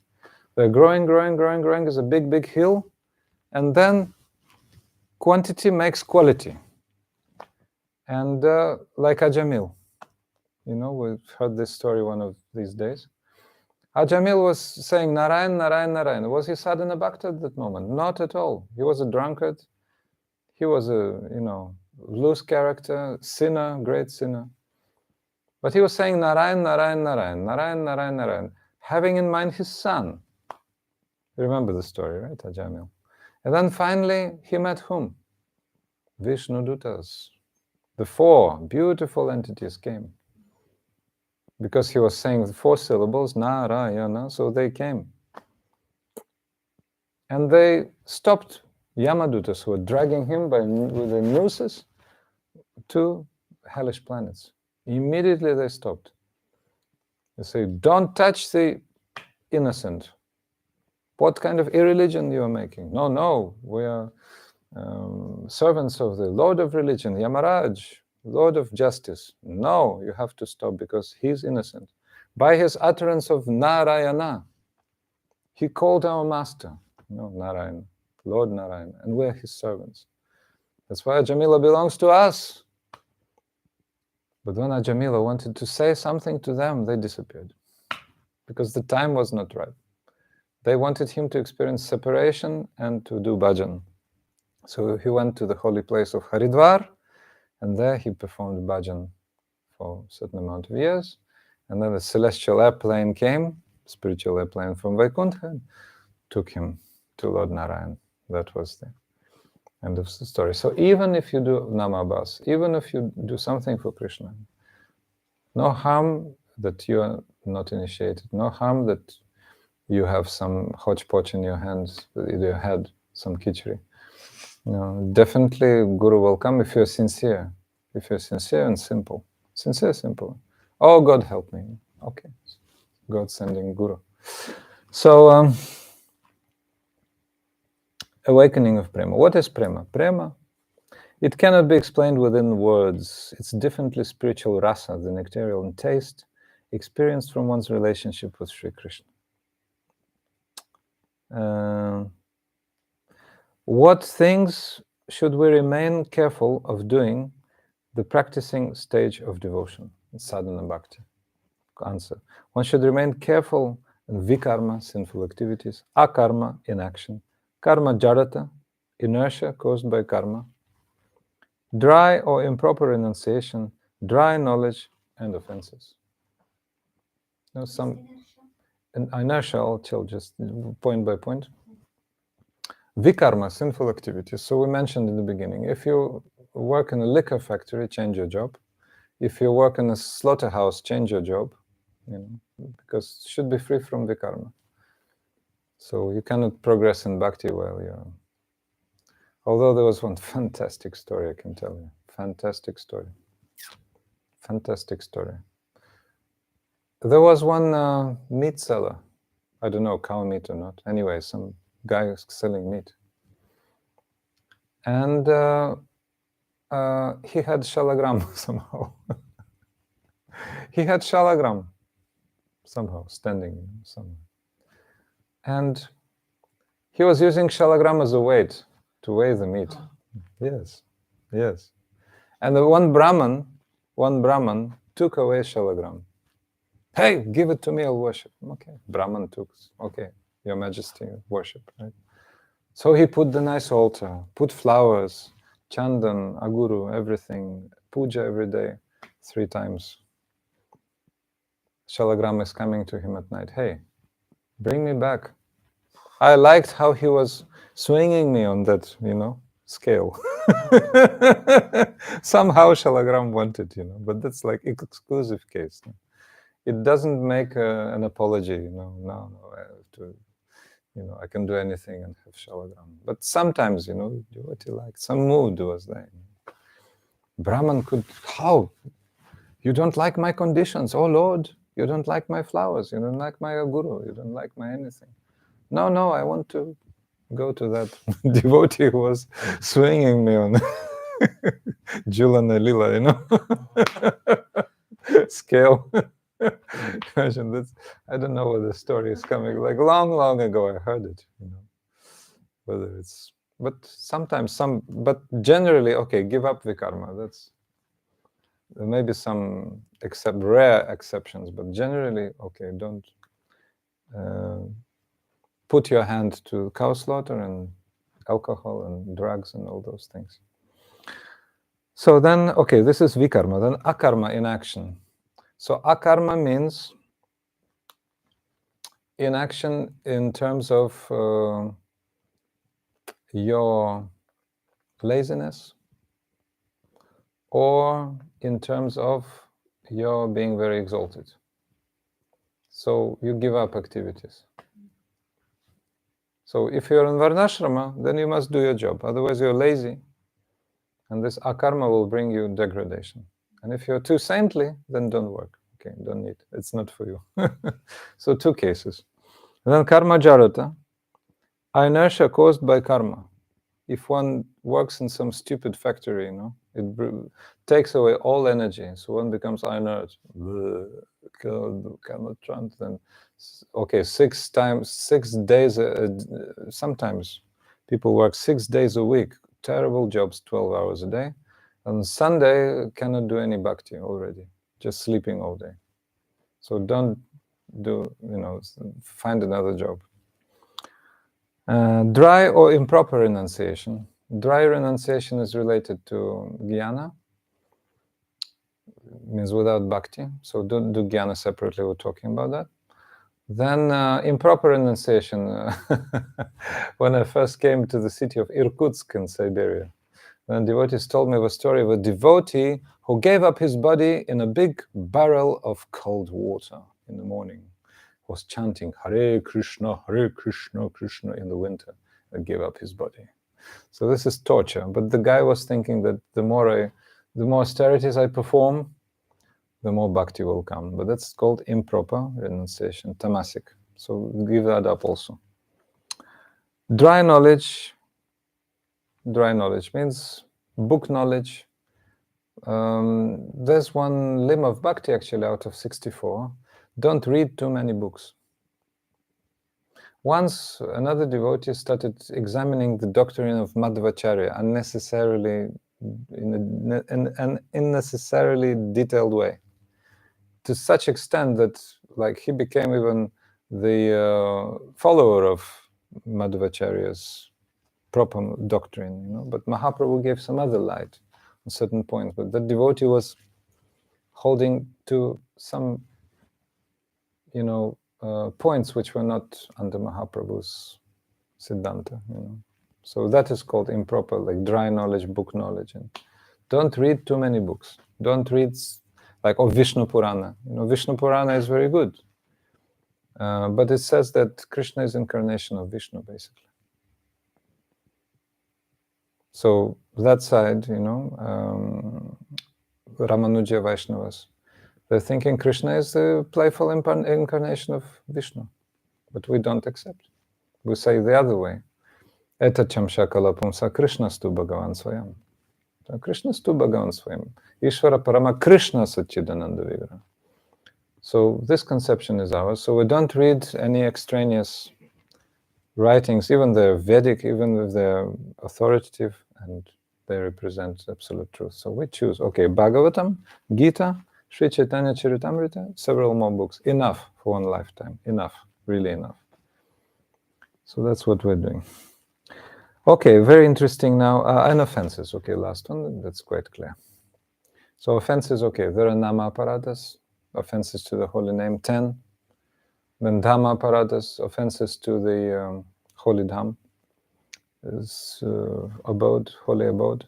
Then what? Jiva aparatas means, oh, I'm a devotee, and what kind of guy is that? You know, he's not a devotee. Don't do jiva aparat. Don't fight, you know, with jivas. You know? So nama aparat, dhamma aparat, jiva aparat, jiva himsa, and that's one of the 10. There's another one. Anyway, so don't do offense. Question: how many types of sinful activities of vikarma are there, and what are they? Srila Bhaktivinoda names 15. There are many types of vikarma, means bad activities, but the following are some of the more grievous sins: envy, harshness, cruelty, act of violence towards any living creature, lust for the wives of others, anger, greed for the possessions of others, selfishness, falsity, disrespect, pride, mental delusion, impurity, vandalism, and causing offense to others. So you may not perform offense yourself, but you may cause, you know, so we have to be careful. What is akarma? So we just discussed, but akarma. Atheism, ingratitude, and absence of service to great souls. So these are detailed description of what we mentioned before. Now, what is karma? Karma refers to performing pious activities. There are many types of pious activities, and these are the most prominent ones: helping others, serving one's superiors, charity, producing progeny, truthfulness, purity or cleanliness, simplicity, forgiveness, mercy, working according to one's own qualification, appropriate renunciation, neutrality. Nice. What is karma jarata, or material inertia? Karma jadata, or material inertia, occurs when material acquisitions or happiness gained from pious activities make the mind complacent. One thinks this is enough and turns away from the endeavoring of spiritual advancement. So our example was like working some job which takes all of your energy. That's also may belong to that.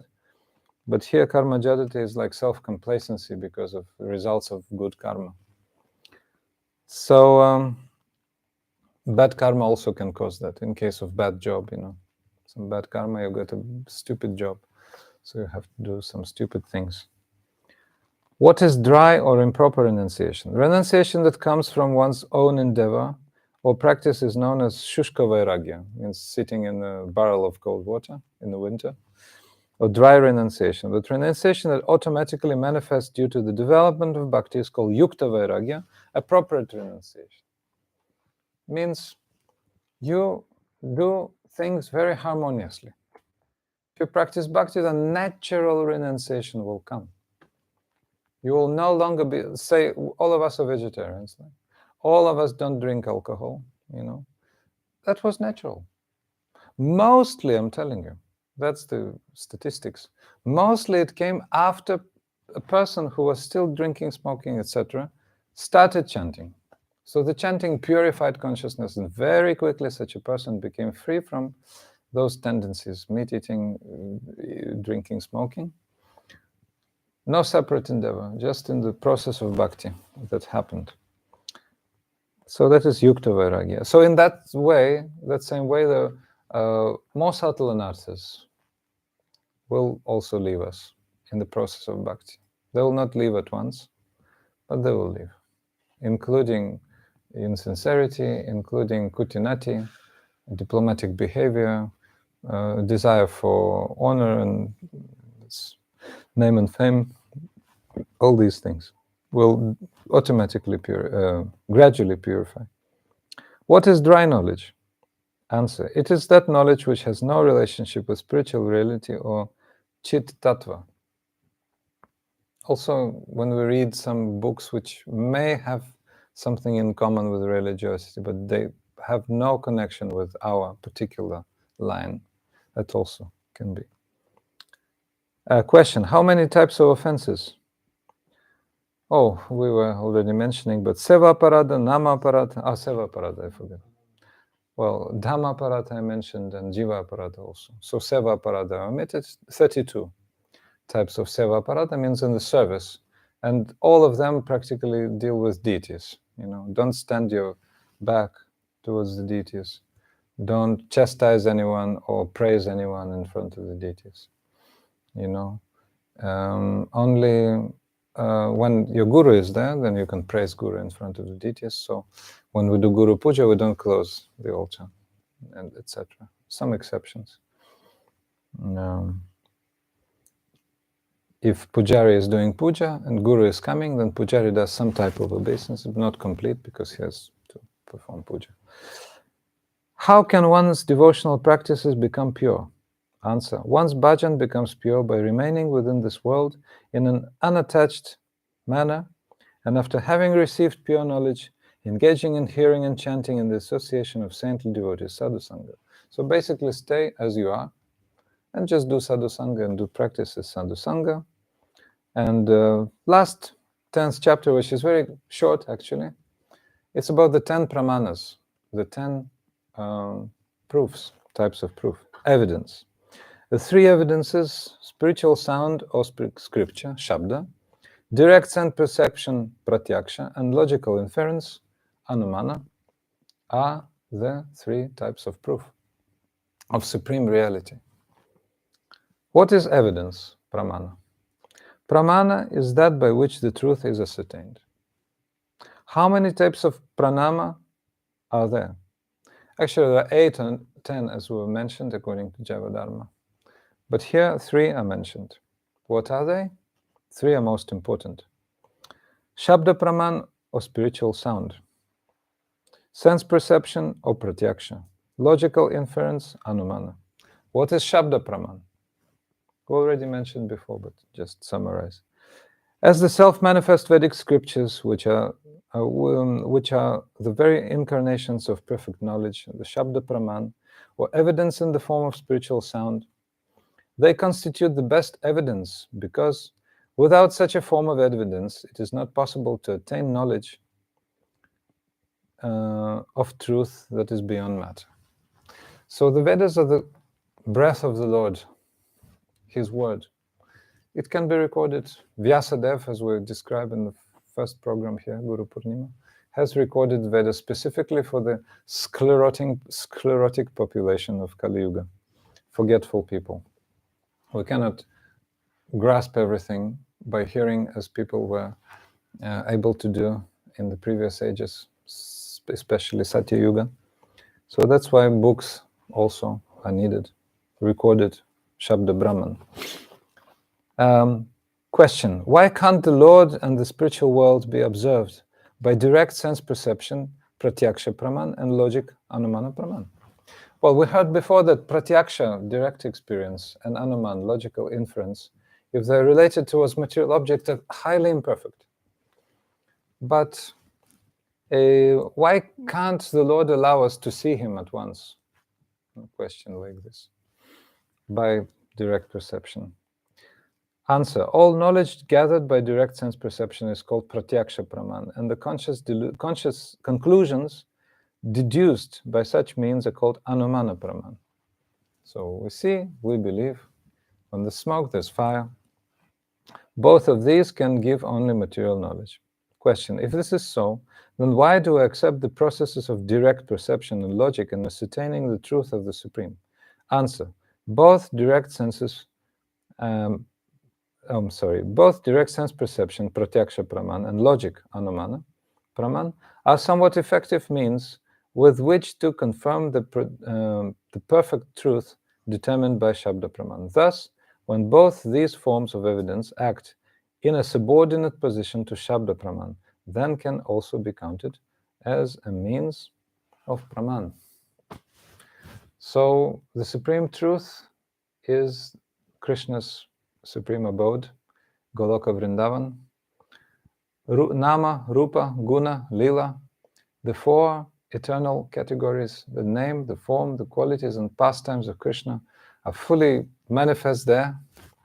And those devotees who are going up by following the process of sadhana will definitely achieve bhava, which constitutes the realization of one's spiritual body and the rasa with Krishna, and then they finally enter those pastimes by the process of vastu-siddhi, and they will become eternal companions of Krishna in the spiritual world. But to establish the truth of that supreme abode, we need these three evidences: Shabda, Praman, and Shabda, Pratyaksha, and Anumana Praman. So I was very, very happy these days with you in Groombridge, and also London, hearing this Siddhanta of Sri Chaitanya Mahaprabhu from Vaisnava-siddhanta-mala. Many, many thanks to the great sevakas of Chandrika Kunj, Asim Prabhu Yamunadini, Purushottam, all devotees here.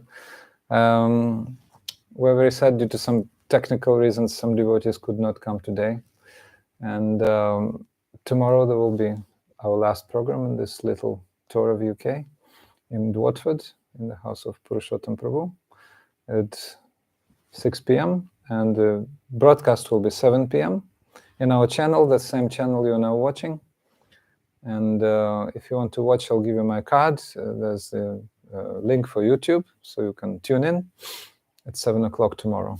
So Shri Vaisnava-siddhanta-mala ki jai, Shri Sachidananda Thakur Bhaktivinoda ki jai, Rupanuga Gaudiya Guru Varga ki jai, Paramaraditam Guru Padma ki jai, Nitai Gaur Premanande.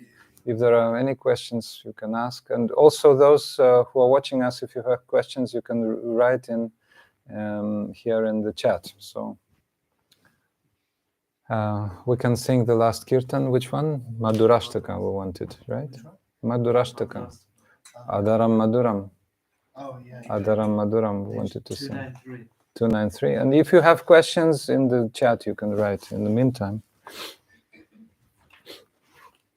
does anyone want to sing? Okay. So, Adaram Madhuram, what's that? I'll just open it. Madhurashtakam.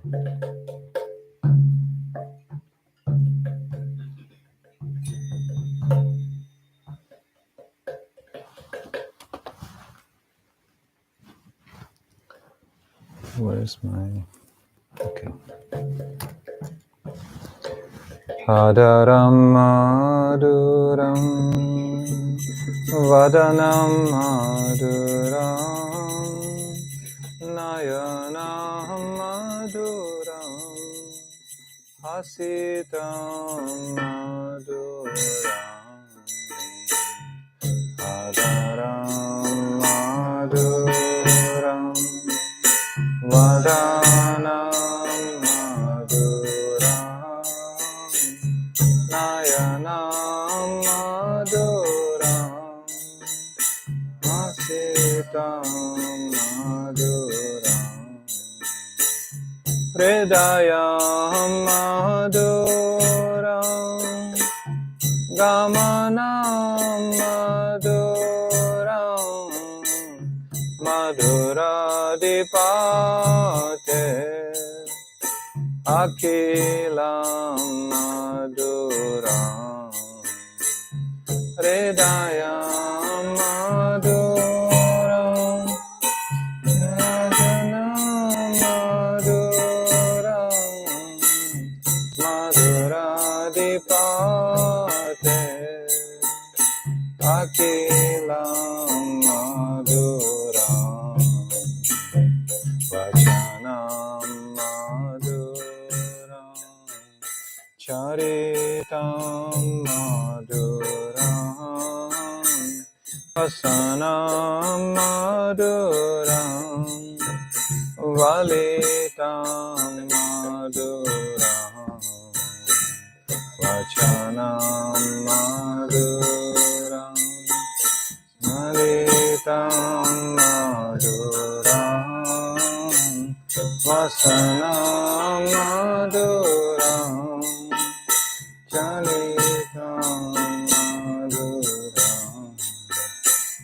Chalitam maduram Brahmitam maduram Maduradipate Akilam maduram Chalitam maduram Brahmitam maduram Maduradipate Akilam maduram Venur maduram Renur maduram Panir maduram Pado maduram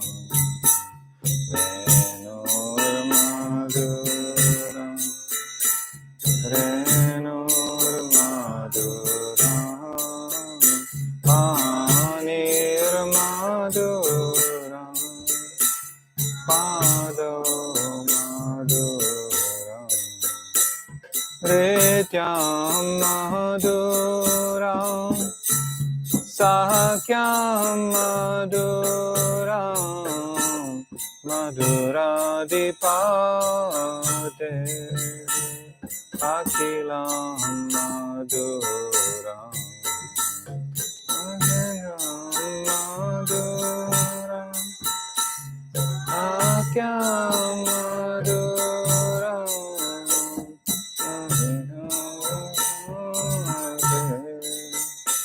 Akilam maduram Sangitam maduram Pitam maduram Bhuktam maduram Suktam maduram Pitam maduram Pitam maduram Suktam maduram Suktam maduram Rupam maduram Tilakam maduram Maduradipate Akilam maduram Rupam maduram Tilakam maduram Maduradipate Akilam maduram Karanam maduram Taranam maduram Haranam maduram Ramanam maduram Maduram Karanam maduram Haranam maduram Ramanam maduram Vamitam maduram Shamitam maduram Maduradipate Akilam maduram Vamitam maduram Shamitam maduram Maduradipate Akilam maduram Gunja maduram Mala maduram Jamuna maduram Bichi maduram Gunja maduram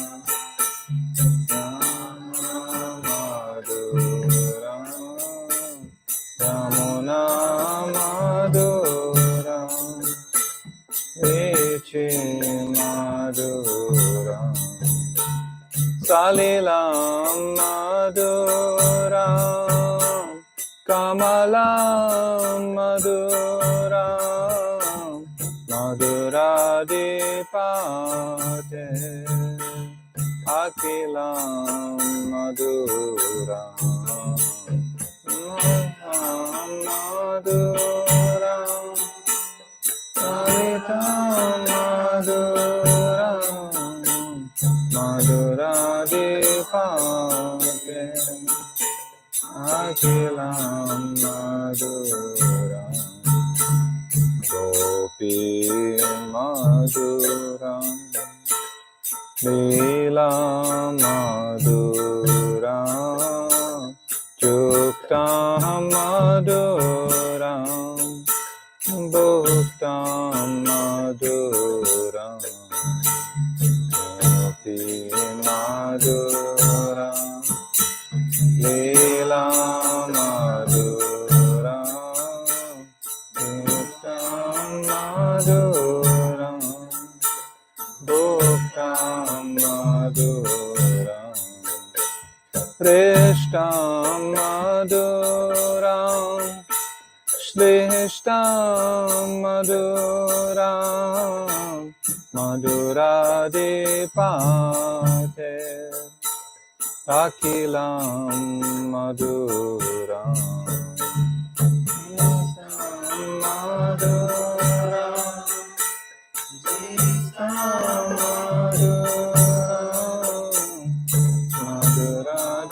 maduradipate, akilam maduram, gopa maduram, gavo maduram, yashtir maduram, srishtir maduram, gopa maduram, gavo maduram, yashtir maduram, srishtir maduram, dalitam maduram, palitam maduram, maduradipate,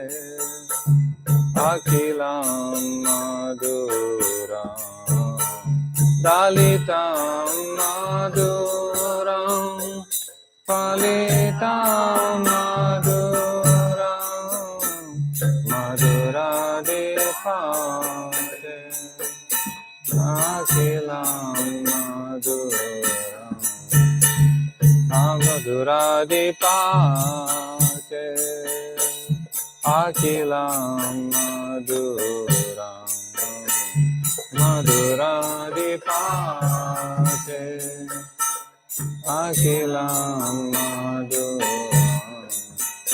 Hare Krishna, Hare Krishna, Krishna Krishna, Hare Hare, Hare Rama, Hare Rama, Rama Rama, Hare Hare, Hare Krishna, Hare Krishna, Krishna Krishna, Hare Hare, Hare Rama, Hare Rama, Rama Rama, Hare Hare, Hare Krishna, Hare Krishna, Krishna Krishna, Hare Hare, Hare Rama, Hare Rama, Rama Rama, Hare Hare, Hare Krishna, Hare Krishna, Krishna Krishna, Hare Hare, Hare Rama, Hare Rama, Rama Rama, Hare Hare Krishna, Hare Krishna, Krishna Krishna, Hare Hare, Hare Rama, Hare Rama, Rama Rama, Hare Hare, Hare Krishna.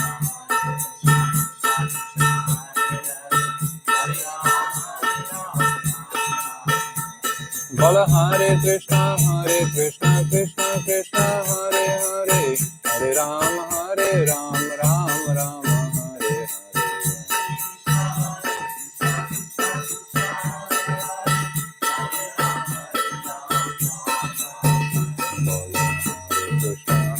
Krishna, Krishna, Hare Hare, Hare Ram, Ram Ram, Hare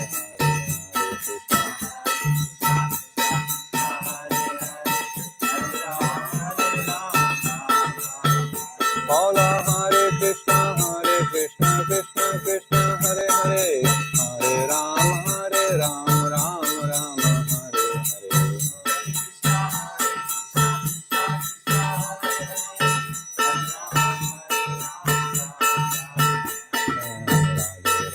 Govinda, Govinda, Radhe, Radhe Radhe, Govinda, Govinda, Radhe, Radhe Govinda, Govinda, Radhe, Radhe Govinda, Govinda, Radhe Radhe, Govinda, Govinda, Radhe, Radhe Radhe, Govinda, Govinda, Radhe.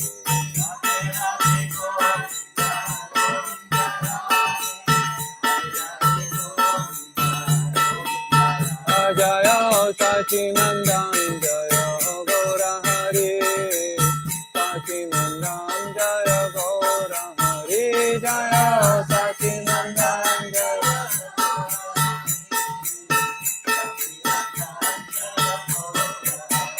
Jaya Radha Madan Mohan, Radha Madan Mohan, Radhe, Jaya Madan Mohan,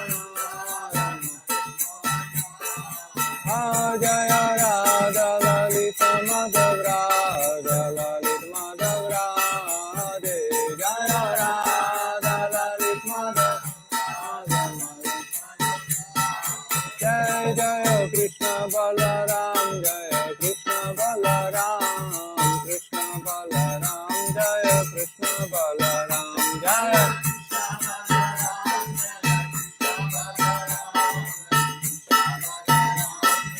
Nitai Gaura Hari Bo, Hari Bo, Hari Bo, Nitai Gaura Hari Bo.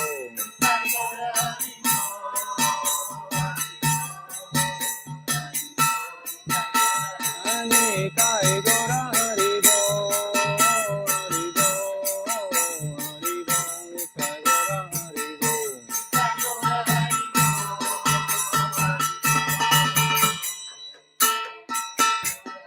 Nitai Gaur Premanande, Nitai Gaur Premanande, Nitai Gaur Premanande, Hari Hari Bo. Shri Radha Lalit Madhav Ji ki jai, Shri Radha Madan Mohan Ji ki jai, Shri Krishna Balaram Maharaj ki jai, Rupanuga Gaudiya Guru Varga ki jai, Paramaradhitama Guru Padma ki jai, Nitai Gaur Premanande, Hari Hari Bo. Thank you very much and see you tomorrow at 7 p.m. GMT. The last broadcast from Watford.